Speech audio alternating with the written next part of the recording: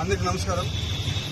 ఏదైతే ఈరోజు జనసేన పార్టీ అధ్యక్షుల వారు ఏదైతే కమిటీ ఇచ్చారో ఆ కమిటీకి నేను నాకేం జరిగిందో పూర్తి వివరణ ఇవ్వడం జరిగింది.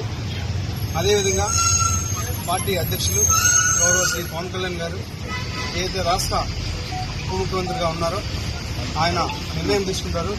ఆయన నిర్ణయం తీసుకున్న తర్వాత నేను మళ్ళీ మరొక మారి ప్రెస్ మీట్ పెట్టి ఇంకా పూర్తిగా ఇస్తా అని చెప్పి మీడియా మిత్రులందరికీ తెలియజేస్తాను. మరొకసారి మీ మీద ఒక కేసు నమోదు తెలుస్తుంది. ఇప్పుడేదో కేసు నమోదు ఇప్పుడు కావచ్చు, ముందు కావచ్చు, ఇప్పుడు కావచ్చు, ఇంకా ముందు కావచ్చు, లేకపోతే ఇంకా రాబోయే గంటలు కావచ్చు, రోజులు కావచ్చు, ఎన్ని కేసులైనా ఎదుర్కోవడానికి నేనున్నాను. నేనే ఎదుర్కొంటా.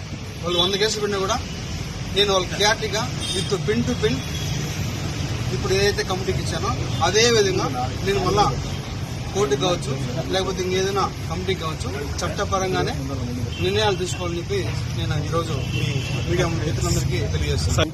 నాకు ఎవరైతే ఆ వ్యక్తికి జరిగిందో పూర్తిగా ఇది వ్యక్తిగత విషయం. దయచేసి ఎవరు కూడా పార్టీలకి ఉండొద్దు. ముఖ్యంగా జనసేన పార్టీ అనే పేరు ఎత్తకుండా వ్యక్తిగత జరిగిన విషయం కాబట్టి వ్యక్తిగతంగానే నేను కమిటీకి సబ్మిట్ చేస్తాను.